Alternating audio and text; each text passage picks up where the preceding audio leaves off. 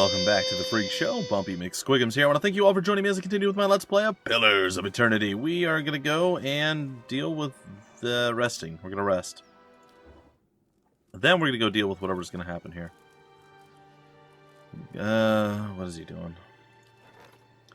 Gayful the drunkard, a local fool, has wandered into the stronghold and intends to stay for a while.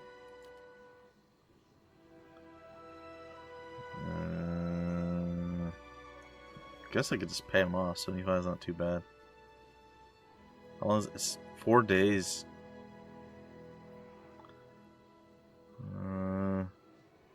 Just gonna pay him off.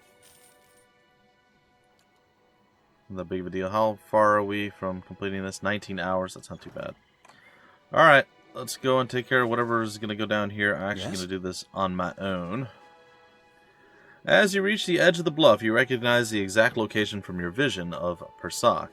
He was here not long ago. Sagani stands alert, the Adra statuette in one hand while she scans the cliff. You close your eyes, feeling the ether for some trace of Persak's presence. The darkness behind your eyelids takes shape. You feel Persak running through the forest this time, hurtling and dashing around rocks and trees. The scenery whizzes by too fast. You can't make out details between the blurred greenery. Something looms out of the trees ahead of you. Persak finally stops in front of an Adra arch. Huh.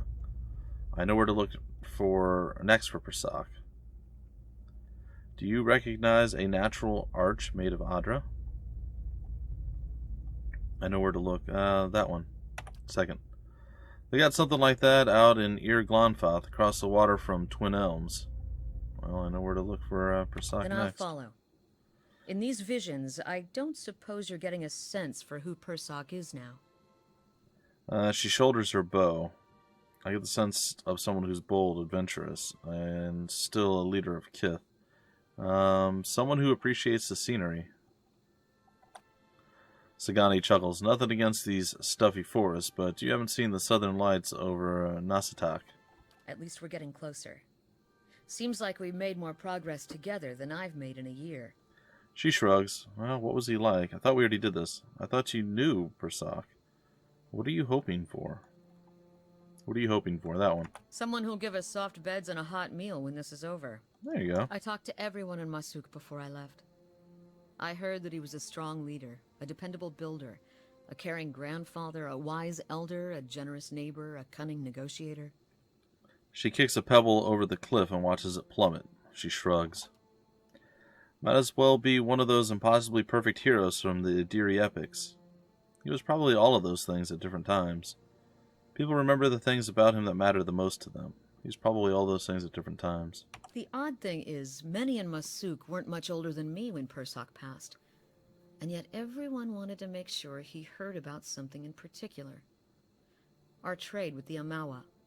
Our successful hunts. Peace with neighboring villages.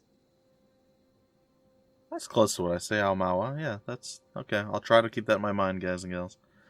She kicks another pebble over the edge. Itumak follows its arc, its ears forward. Persak accomplished a lot that affected all of Masuk, or Masuk, whatever it is. He was obviously very important to your people. No offense, but shouldn't Masuk have sent someone who knew him personally?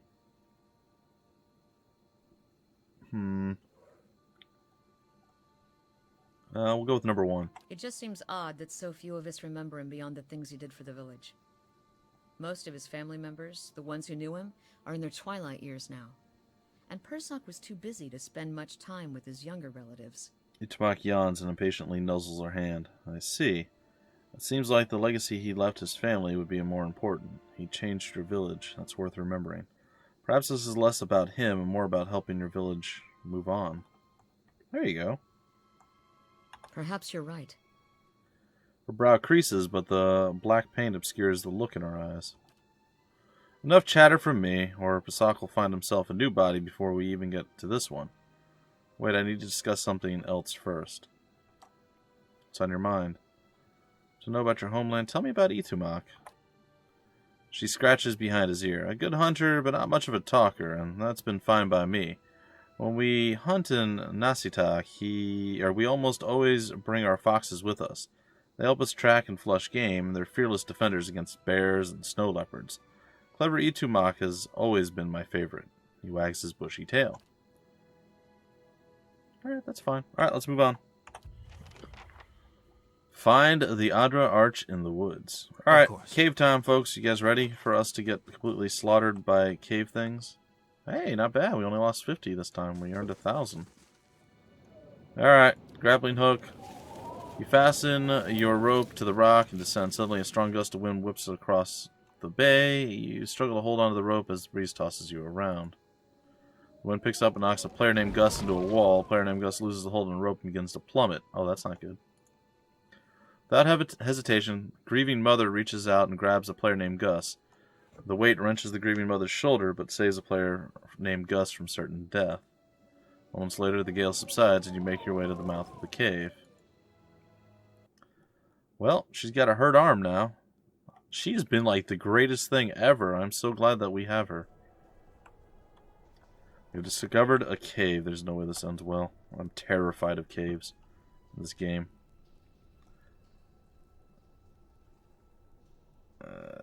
Wait, what? How did Adair get the wrenched shoulder when it was... Maybe she, like, stole his... I don't know. The Colonel's told me some interesting things about the grieving mother. And it's cool, like, the way he's described it and explained it to me.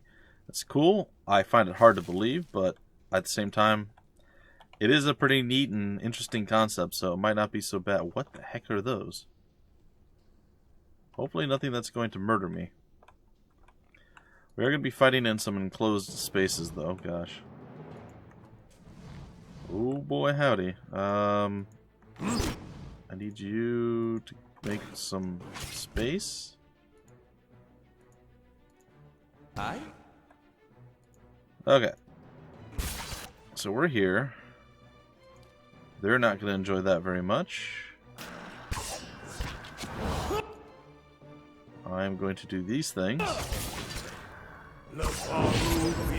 Oh yeah, that was glorious. Alright, full bore mode. And I suppose we could probably do something like that. These things do not seem dangerous yet, but there's no guarantee that that's going to stay the case.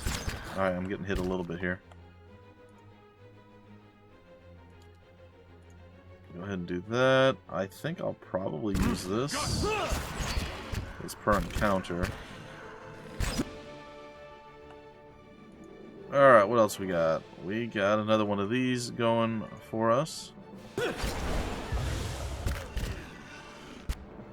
like to slow it down if I could. I'm going to switch over to you. Ready, Watcher. Take that guy out. What is...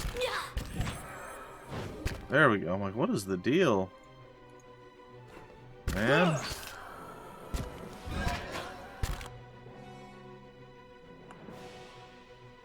Alright, what are we doing here? I don't think we need to do quite that much. What does this do? Yeah, let's do this one. Got to get free.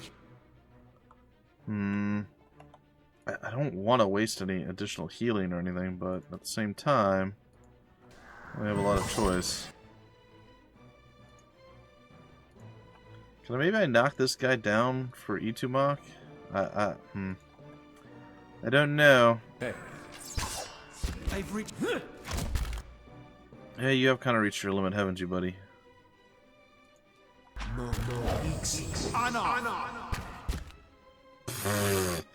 Serious? Oh my god. These things are pathetic. Like, why? Why? I'm not that... Oh gosh, I'm gonna die again. Like, I'm not that weak. Like, why is this... What?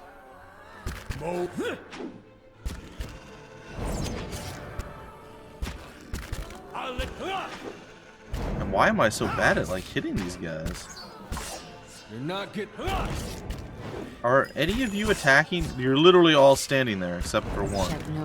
Well, that explains a lot. I apologize, folks. Or maybe not, maybe they're not. Oh, no, they are now. No blood.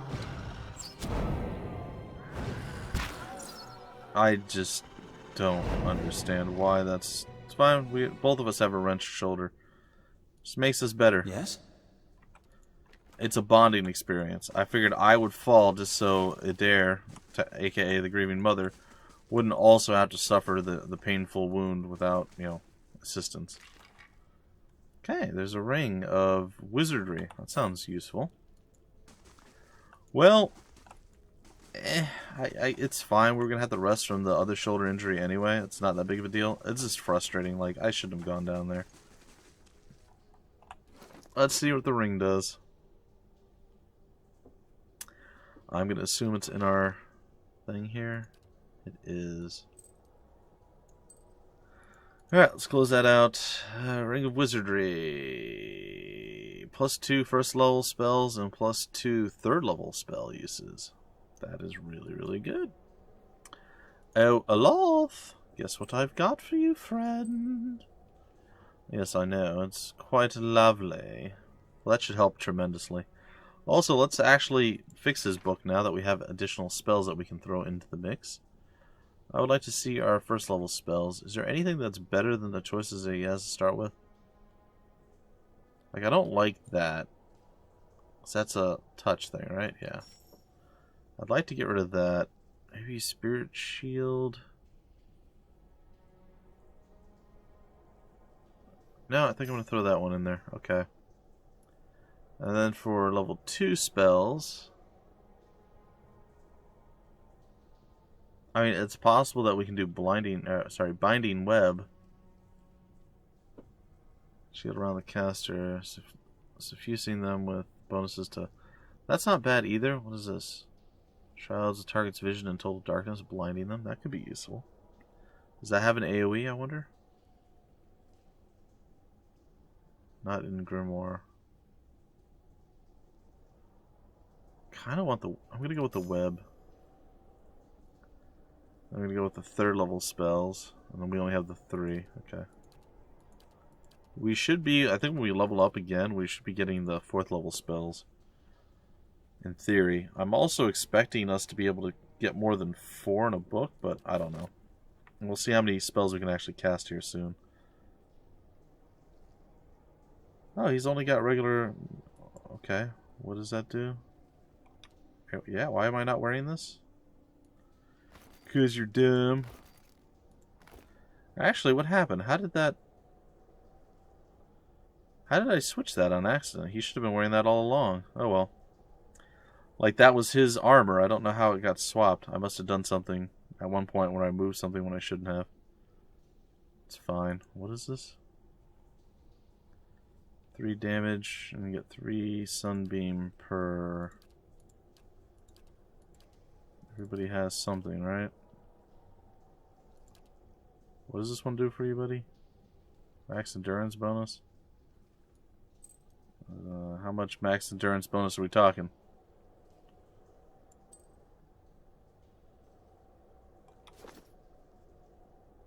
$111 up to 126. Okay.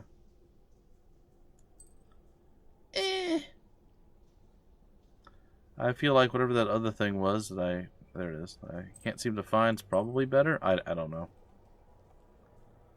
Whatever. We're gonna roll out with what we have now. Alright, let's see if we can climb back up. I hope it just puts us up at the top and doesn't just like, you must climb the rope and the wind blows and the grieving mother possessed another body and all the other horrible things. Well, we finished this up. It looks like we're going to be heading to Defiance Bay after all, folks. I think I will take a nice little stop off at Caed Nua. Just because I can, and we'll see where this takes us.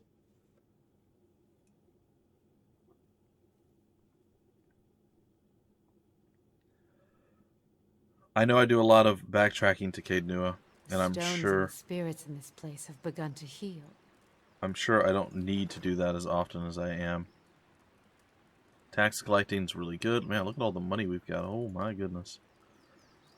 1 turn remaining. I don't know what that means. Hopefully it means he's doing well. I'm going to get the Bailey to start with. Yeah, so we're going to head to Defiance Bay. I'm going to go take I guess I don't really need to do anything else here, so I'm just going to take a rest.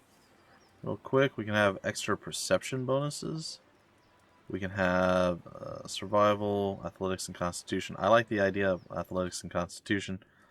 Basically, giving us a bit more HP. Alright, and we're going to accept our party, and we're going to head to, I guess, here? This will be 22 days. It should finish up whatever we were doing in Caed Nua with that extra mission of the grieving mothers and all that, so it should be good. Well, at least I thought it was going to be good. Is it not done yet? It still says 1 turn. I don't know what that means. I believe we talked to everyone on the bridge, right? Or did we not?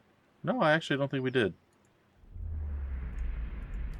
You see a lavishly decorated room, walls hung with tapestries, ornate oil lamps, creating a warm, relaxing atmosphere. There are several overstuffed couches, covered with silk pillows, and an elegant table in the middle of the floor. This woman is seated at the table, sitting across from another woman. They are both well-dressed, their style befitting the room they're in. The woman's hair is blonde, in stark contrast to this woman's black. And is swept up on her head in a dramatic style. The women speak in an easy, free tone, obviously familiar with one another. Though they each seem to be comfortable in the other's company, a strange nervousness surrounds the blonde woman's actions. She occasionally betrays herself with a little giggle or stammer, hitching over an easy word as she speaks. Her demeanor swings from friendly to shy and back again with no warning. This woman leans back a little in her chair, stretching lightly. As she finishes her stretch, she gently lays her hand next to the other woman's hand. Letting their fingers subtly intertwine, the second woman stops speaking mid-sentence, inhaling sharply, and turns red. She does not, however, move her hand. The woman smiles and moves her hand further over the other, holding it. And she then stands, moving around the table toward the blonde woman, whose face shows conflicting emotions of terror and lust. She giggles and pulls her hand out from under the other and brings it to her mouth, the red of her face deepening. The woman stops, looking down at her, eyes sparkling. She reaches out and pulls something from the blonde's hair, letting it fall around her shoulders. She then leans over, brushing her lips lightly over the blonde woman's cheek, resting her mouth near her ear, or against her ear. As she whispers, her hand moves lithely down the other woman's body to her waist. The blonde shudders and leans into the hand, eyes closing, cheek pressing against the lips, still whispering at her ear. This woman's hand deftly removes a small bag from the other woman's belt and secretes it under her own cloak at the small of her back. Then she gently kisses the other woman's cheek and stands again, the smile never leaving her mouth. Good old thieves. Alright, what's this guy got to do? You see a ship being tossed about in a storm-ravaged sea. The swells rise and fall, carrying the ship with them as if they were a toy. This man stands on deck at the helm of the ship while water whips around him. The crew moves about frantically, trying to keep the chaos under control. He barks orders at them, pointing where to go and giving each one a task. The men, while still visibly distressed, seem to calm down when they are given their orders. He instructs the helmsman to resume his duties at the wheel and rushes to the aid of a crewman who is struggling with a rope attached to one of the sails. The ship crests a wave, going almost vertical in one direction and then immediately again in the other direction. Several of the crew are thrown from their feet, sliding across the deck as the ship rocks. I could have sworn I was able to scroll with the arrow keys. I can't. Sorry, guys. After the swell passes and the ship returns to a relatively normal orientation, the man quickly scans the deck, counting silently. No one has been lost this time, thankfully. He looks in the direction they're headed, seeing no reprieve from the storm in sight. His jaw squared and his upper lip stiffened, he returns to the helm and takes the wheel once again. Cool. He's a bloody sailor, he is.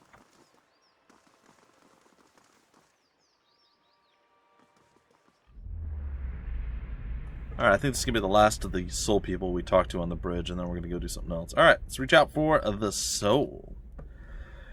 You see a flurry of matted white hair and an incandescent freeze-fire staff before you see the man, cold and wild. He chews a wizened apple slowly, discharging spell after spell into the jumble of villagers screeching their way toward him.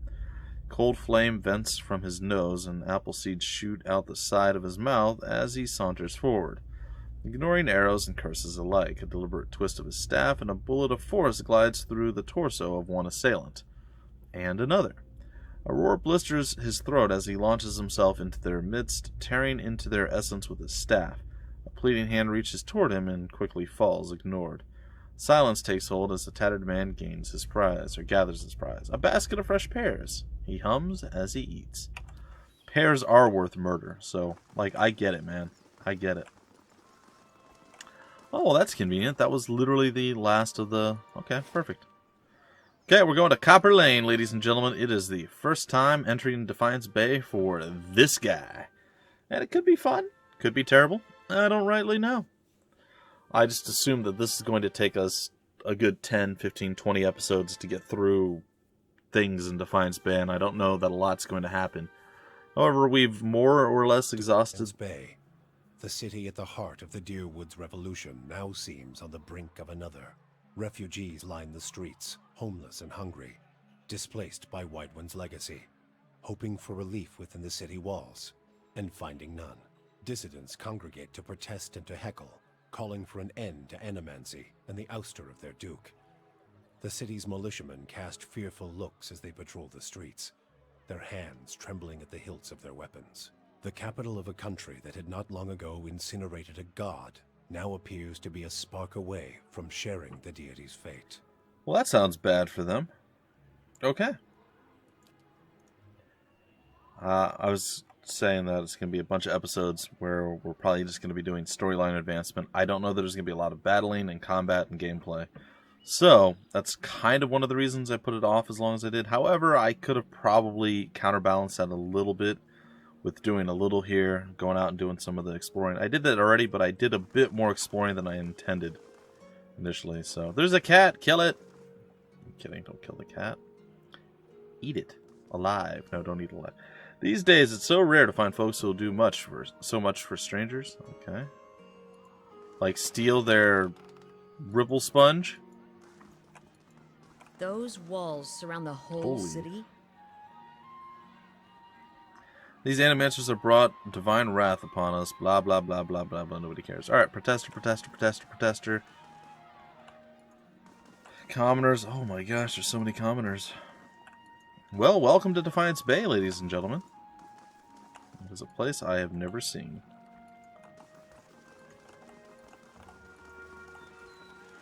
It doesn't look like there's really anything to do here in the entry spot, so we'll continue on. Oh, there's our first doorway we can go into. Some more commoners. We'll talk to him later. Like I said, I don't want to get caught up in all the little side stuff. Psst, over here, mister. It's Gordy! A young boy watches the passers-by and counts a grimy handful of coins. His face and arms are smudged with dirt, but except for the grass stains, his clothes are in good condition. As you approach, he blinks and makes a quick, furtive effort to pocket his coins. Hey, mister, want to know a secret? He wipes his nose with his sleeve. I know a real good secret. Looks like we got a little hustler here. Someone raised this kid right. Really, what is it? Beat it. It wouldn't interest me. Right, I'm sure a squeaky-voiced kid knows amazing things about the city. Really, what is it? He shrugs and clasps his hands behind his back, kicking a loose pebble. Yeah. I just saw folks hiding some really neat things. I could show you where, but Mom and Dad told me not to talk to strangers. His eyes slowly roll at you. But maybe you could help me with something. Then we wouldn't be strangers. Help you with what? Gordy's voice suddenly rises in pitch and tempo. The Crucible Knights have these daggers made out of March steel. It's the best steel around except for a Durgan steel, which doesn't count because no one makes it anymore. He stops long enough to catch his breath. Anyway, there's this merchant over by the expedition hall, and he has a dagger made of real March steel. His eyes grow large and round. He said he wouldn't sell it to me because I'm a kid, and kids don't know anything about daggers. But that's not true. I know lots about daggers. I know about the different kinds of steel. I know how the Crucible Knights make them in a forge. I know that the tip can pierce low-gauge scale armor. That one that's good and sharp can cut right through to the bone. See, I know plenty about daggers. And I really, really want this one. And if you could just, get it for me, I promise I'll never ask anyone for anything ever again. In Masuk, we begin training our daughters with the hunting knife as soon as they can talk. Many can field dress a hare before their 10th birthday. She frowns. I wouldn't trust this kid with a butter knife. Sounds reasonable. I'll get it for you. You're too young to play with knives. I'm sure your parents told you that, or you wouldn't be asking me. You can't have a dagger. You'll poke your eye out. I'll tell you what. You tell me your secret now, and I'll get you a dagger from the Knights of the Crucibles themselves. Grab Gordy by the shirt and hold him above your head. How about you tell me the secret right now before I get angry? The choices. You know what?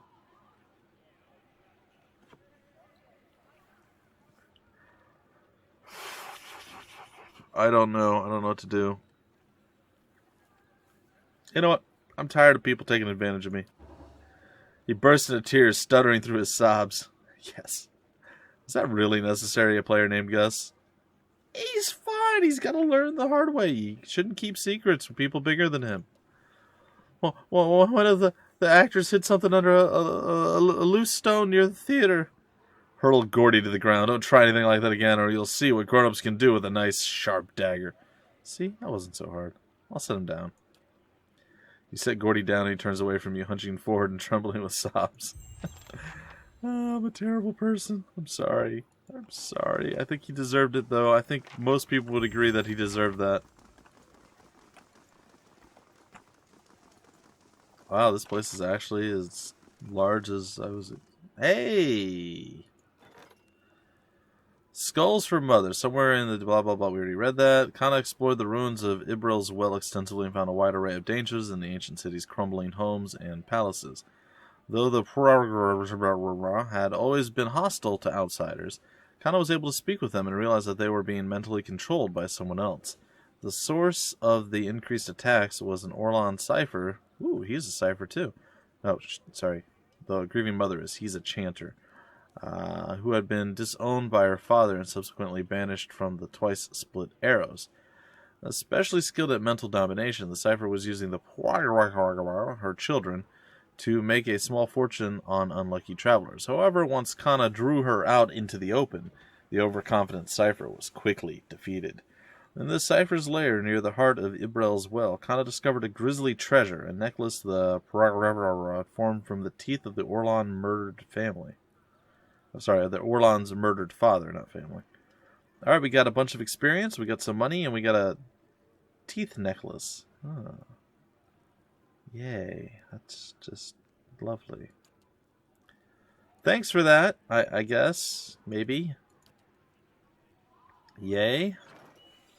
Well, ladies and gentlemen, that is going to do it for this particular episode. Teeth included and all that horrible, lovely stuff. I want to at least see what the teeth... Oops, sorry. See what the teeth thing looks like. Do we not have it? Is it in Kana's inventory, maybe? I don't see it here. I guess maybe Kana has it in his inventory. We'll have to go get it from him and all that stuff. Anyway, ladies and gentlemen, that is going to do it for this episode. Until the very next one, my name is Bumpy McSquigums. Thank you for stopping by the Freak Show, and I will see you later.